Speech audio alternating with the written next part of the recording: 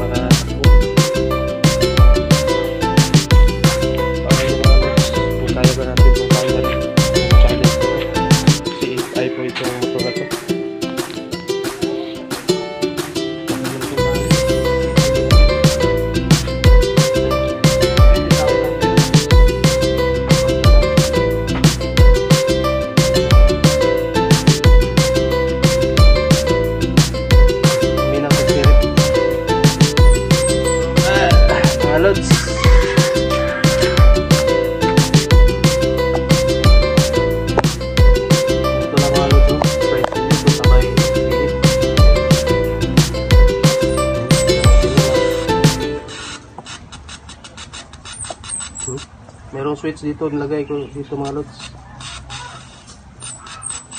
Dito lang maglinis mga lods, ha. Kailangan natin ng basahan.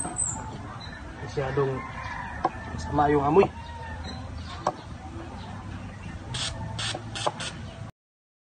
Ngayon mga lods, meron tayong battery dito. Tingnan natin kung meron pang laman itong battery. I-tester natin. Subukan natin kung ilang voltahe. Set natin sa 20 volts. Ayan. Ito yung gagamitin natin na pang testing.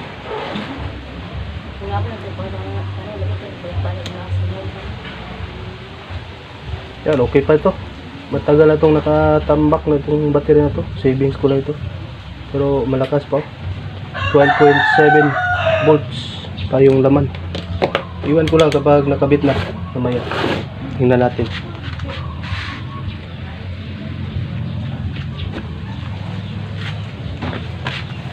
Kabit muna natin. Itong patay na motor, naka-junk na. Tingnan natin kung mapaandar ba natin. Uy, hindi kasya. 4L pala ito.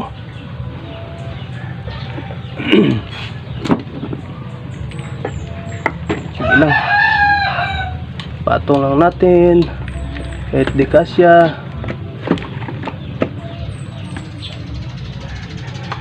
Pwede natin itong gawa ng paraan para magkasya. Meron tayong tatanggalin mamaya. Tanggalin natin itong isang nandito. Putulin lang natin.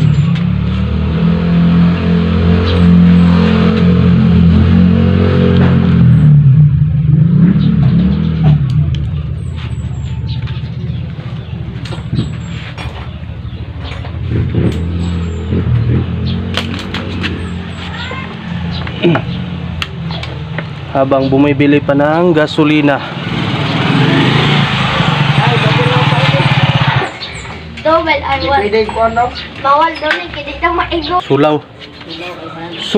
Sulawin. Putulin lang natin to para magkasya.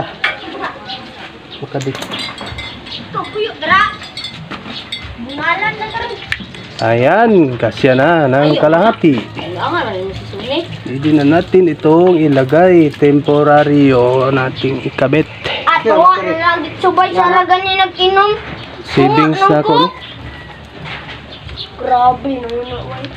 Savings po itong battery ko. Matagal nang nakatambay. Star screw daw rin.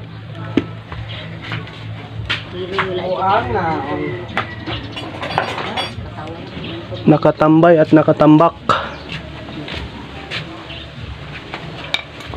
Kaangas kalibutan na isa naman eh. Panoorin nyo hanggang dulo mga lods, hanggang sa mapaandar natin tong motor na to. Isa itong challenge para sa atin. Itong patay na motorsiklo na Yamaha Bigasite FI. Ibalik na dito ha. Kung taga-tagayan ng cellphone ba? Kung kaya ba natin tong paandarin. Ay, sige magluha. Galing po ito sa junk shop. Tingnan natin kung anong kaya natin gawin. Makakaya-kaya natin tong challenge na to. Junk na motor, papaandarin. Young foods. Patay na motor, bubuhayin. Berarti menurut ako karong day pa mga say dito pa. Yay! Wah, ada tadi teman. Waro.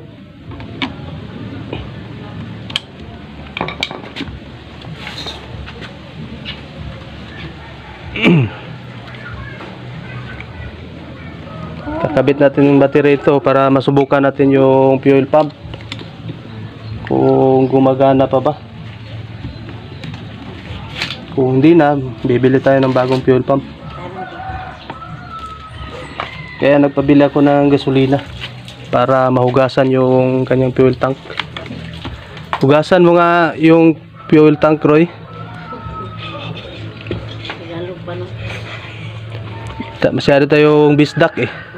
Tagalog ko nga hindi ko man marunong mag-itos. Merong saibit dito sa gilid. Merong marites dito eh.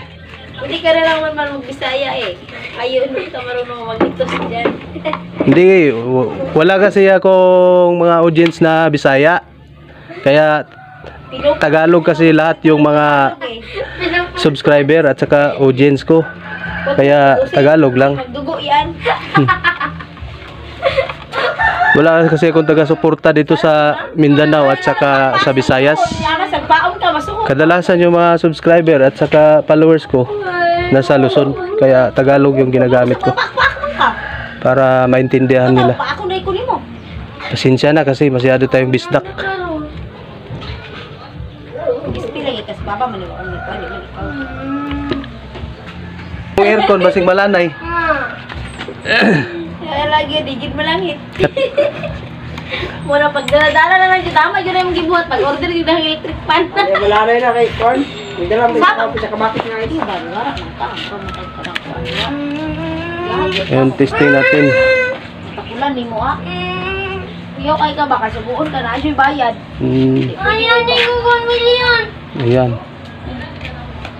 Mudatuay ni bataan eh. Dito ay mo lang. Kada suhol. Ayun, hugasan natin yung pinatuyo natin na tangke. Tapos na natin na karwas, no? Wasingan. Ayun, hugasan na naman natin ang gasolina para matuyo yung mga kalawang dito sa lobo. Grabe. Hugasan mo ng gasolina rin. Itong gasolina. Di, isulod rin. Lagyan mo ng gasolina. Dati, no, coke yung nilalagay dito. Lawang panghugas. Coke Coca-Cola. at saka yun hindi na. Ngayon mga lods, hugasan natin ng gasolina para masubukan natin yung kanyang fuel pump. Okay. Lagi din na no. Yan na eh. Hindi papasok yung mga dumi at saka yung tubig. Oh, meron pang tubig, oh, natira. Ilang dayo mo ng tubig. Ayun, baho ka na di palayo dito. Tanang. Ay sa Ayan, habang hinugasan yung kanyang fuel tank, ay i-direct natin kasi nawala yung susi dito mga lods. Direct na lang natin. Pwede namang i-direct to kasi dalawang wire lang ito. Galing sa battery at saka sa accessories wire. Ito yung nagaganda dito sa Yamaha ng mga FI kasi dalawang wire lang yung iba. Di tulad sa mga Honda Click na marami tayong babaguhin, maraming wire kasi.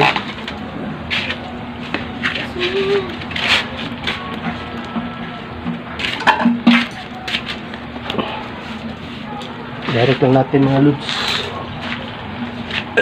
Para masubukan natin yung kanyang fuel pump.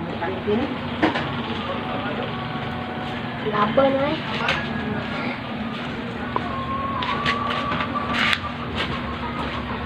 Pero dito yung buak.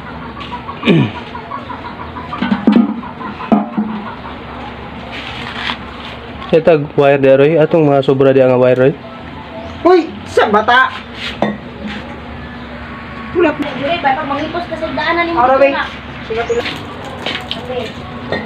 Ano sa bag ni Papa? Ito po muna ako ha. Kuha oh. Yan, meron tayong wire dito na pang direct.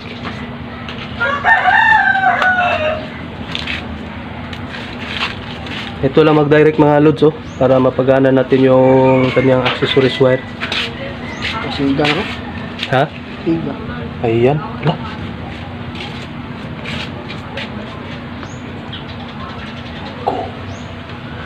Correct. Baka mag-check engine. Walang problema mag-check engine.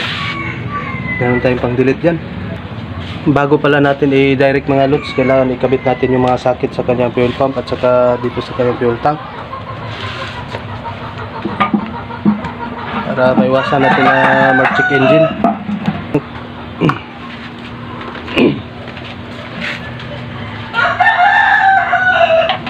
Baliktad. Ayan. Tapos fuel pump. Ito mga socket, yung mga hose, yung isang socket. Ito. Silalim yata to. Wala naman dito silalim. Oo nga. Diyan pala ito. Yung kulay itim dito. Ito ba yun?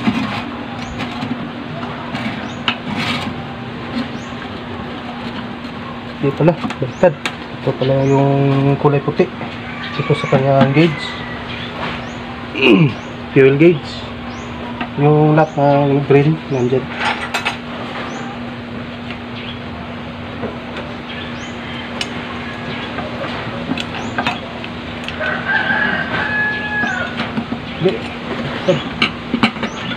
Ano? Ayan. Tapos, ano? Yung bolt niya. Tsaka itong socket na to. Dito siya. Ayan. Huwag kayong mag-alala na magkabaliktad. Hindi naman papasok dito sa kanyang socket pag binaliktad. Hindi ito pwede magkapalit. Ayan, okay na mga lods.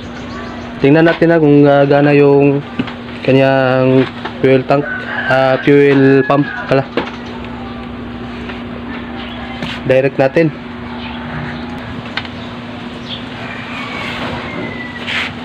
Habang nilalagyan ng tornilyo itong takip ng kanyang fuel pump, direct natin. Lagyan natin ng wire. Bypass natin itong isang wire. Kulay pula na wire na galing sa battery at saka sa fuse. Bypass natin.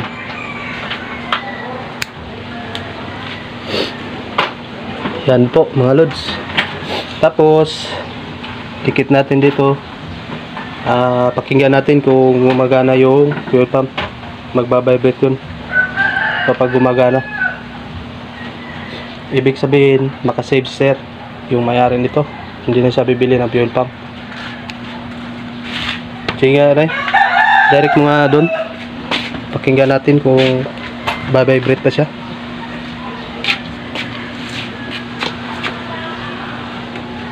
Yeah. Direct na.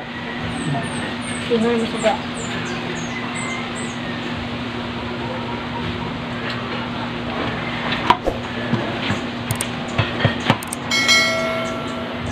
rin na. Siga na diya. Oh. Tanggalan og balik.